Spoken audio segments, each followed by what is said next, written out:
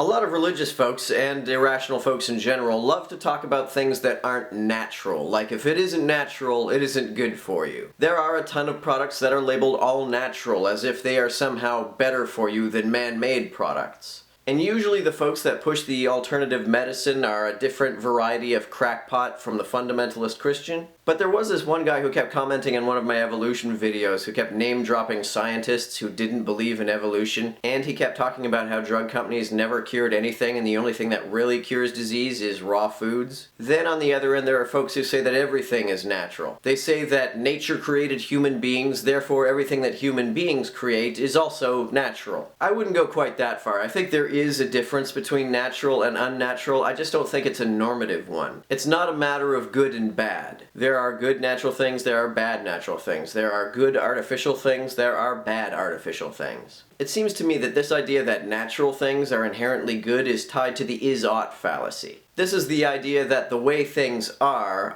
the way that things ought to be. I don't think this logically follows. If it did, it would be foolhardy of us to try to make any kind of improvement upon nature. And that's what really irritates me about the people who use the appeal to nature fallacy. With the exception of the few people who will separate themselves from technological society, nobody applies this principle consistently. You'll hear conservatives say that homosexuality is unnatural, even though it isn't. But if you suggest that we switch to solar or wind power, which is clearly more natural than burning fossil fuels, they're all like, what are you, some kind of commie? Another example is that people are capable of reproduction at or shortly after puberty. So teen pregnancy is entirely natural. But you don't see many mainstream Christians saying that kids should get married and have children as soon as it is physiologically possible. Although they did used to argue that interracial marriage was unnatural. The rationale behind this was that different races come from different parts of the world, therefore it is unnatural for them to mix. Men shave their beards and they cut their hair, but you never hear Christians complain about that. And oddly enough, the Bible says that men having long hair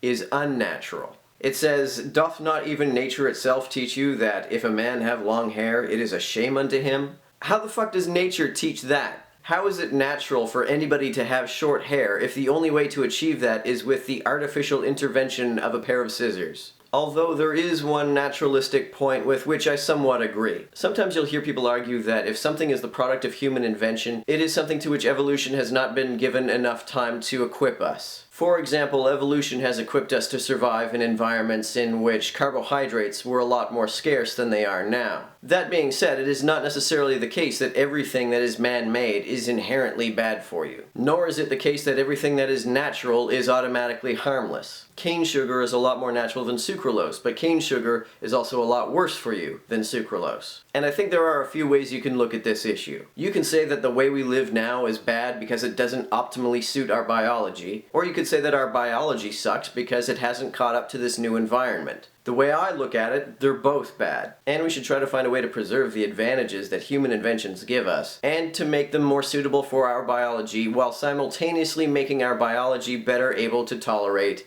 them.